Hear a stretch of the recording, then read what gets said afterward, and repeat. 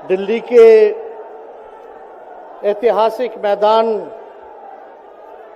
रामलीला मैदान में आयोजित लोकतंत्र बचाओ रैली में उपस्थित हमारे इंडिया अलायंस के सभी हमारे नेतागण, कार्यकर्तागण, पदाधिकारीगण, दिल्ली, पंजाब, बिहार से आए हुए सभी हमारे अभिभावक, बुजुर्ग, माताएं, बहनें और नौजवान युवा साथी, आप सबका इस रैली में हम स्वागत करते हैं। आप सब लोगों का अभिनंदन करते हैं। ये दिल्ली की भीड़ बता रही है कि मोदी जी जिस तरह से आंधी की तरह आए थे उसी तरह तूफान की तरह चले जाएंगे। पहला रैली हम लोगों ने पटना में किया, दूसरा बॉम्बे में किया और तीसरा आज जो है दिल्ली में हो रहा है। और मैं बता दूं, देश के कोने कोने में जहां भी हम लोग जा रहे हैं वहां जनता का साथ, आशीर्वाद मिल रहा है। आज हम सब लोग एकजुट हुए हैं देश के लोकतंत्र, देश के संविधान, देश के भाईचारा को बचाने के लिए। जिस हिसाब से देश में बांटने का काम किया जा रहा है, भाई को भाई से लड़ाया जा रहा है, नफरत की राजनीति की जा रही है, उसलिए हम सब नेता आपकी लड़ाई के लिए हम सब लोग आए हैं और आपकी लड़ाई लड़ रहे हैं। और हम लोग सब लोग चाहते हैं कि इस लड़ाई में आपका साथ मिले, आपका आशीर्वाद मिले और आपका प्यार मिले। जो लोग नारा लगाते हैं अब की बार 400 पार, उनका मुंह है कुछ भी बोलेंगे, लेकिन एक बात तय है, जनता ही मालिक है, आप मालिक हैं और आपको तय करना है कि देश के शासन में कौन बैठने का काम करेगा। आज यहां दिल्ली की जनता से पूछना चाहते हैं, वो लोग नारा लगा रहे हैं, टारगेट फिक्स कर रहे हैं अब की बार 400 पार। ऐसा लग रहा है कि पहले से ही ईवीएम सेटिंग हो चुका है।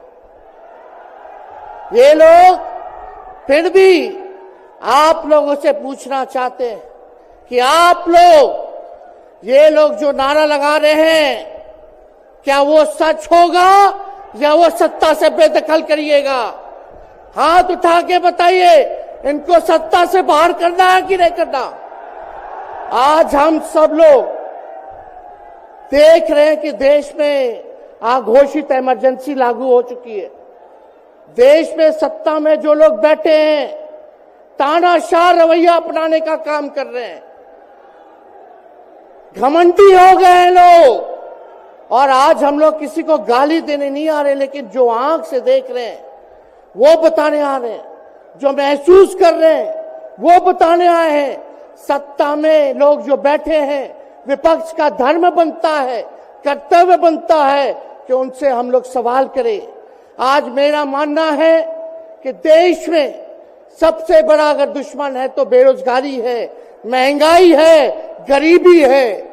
आज यहाँ लोग हैं, नौजवान हैं, नौजवानों से पूछना चाहते, बताओ कितने नौजवान यहाँ जो हैं मोदी जी ने नौकरी दिया?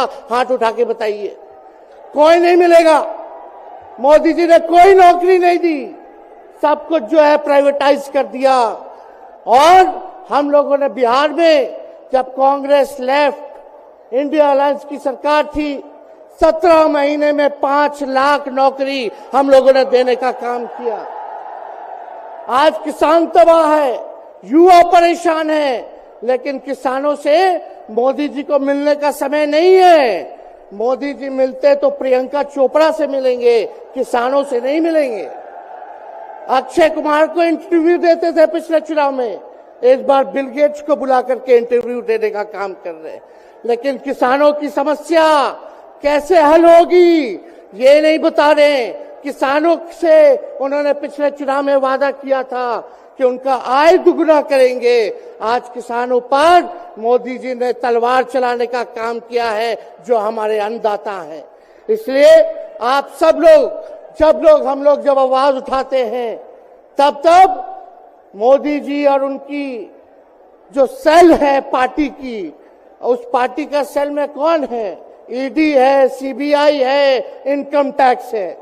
लालू जी को तो कई बार सताया गया, मेरे ऊपर मुकदमा किया गया, मेरी मां पर, मेरी बहनों पर, मेरे जीजाओं पर, मेरे पिता के जितने संबंधी थे सब पर केस मुकदमा किया।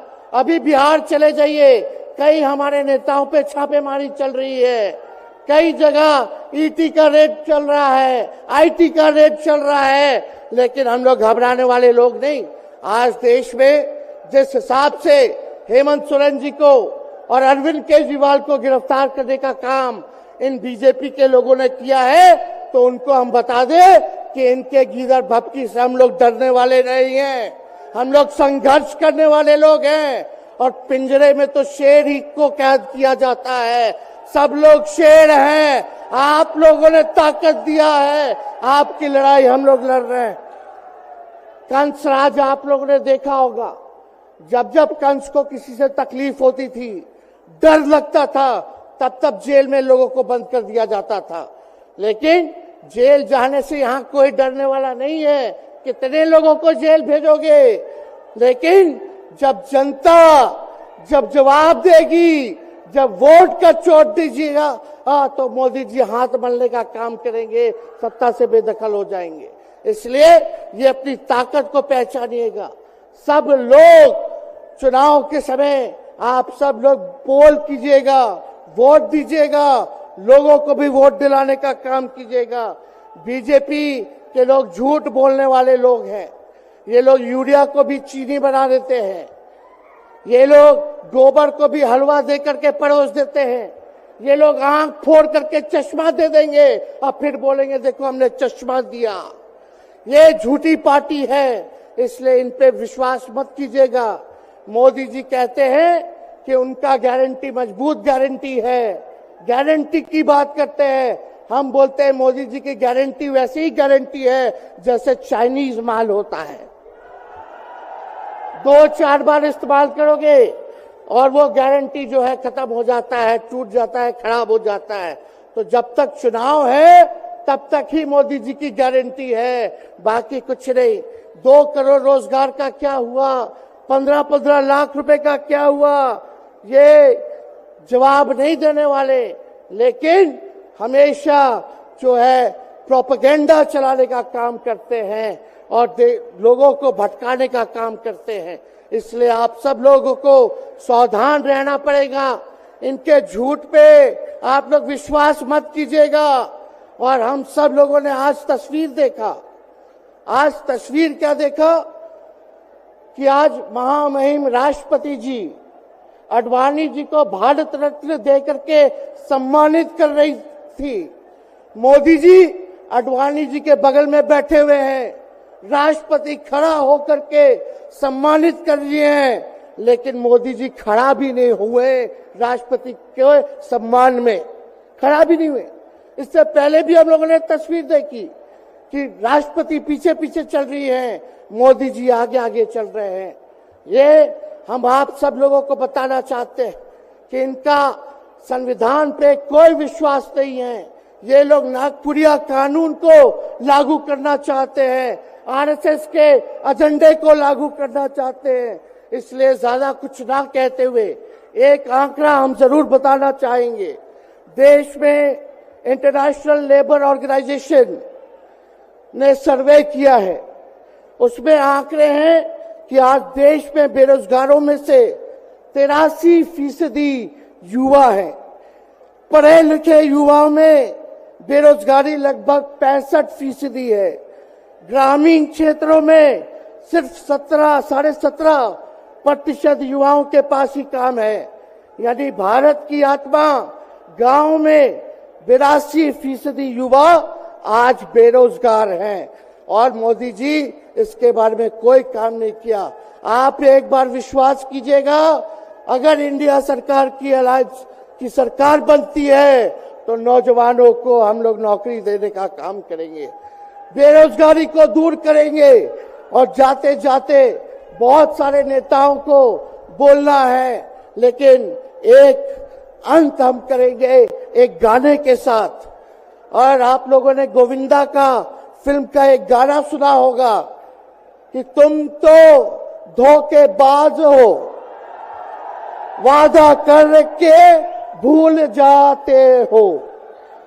रोज रोज मोदी जी तुम ऐसा करोगे, रोज रोज मोदी जी तुम ऐसा करोगे, जनता जो रूठ गई तो हाथ मलोगे। अरे तुम तो धोखेबाज हो, वादा करके भाग जाते हो।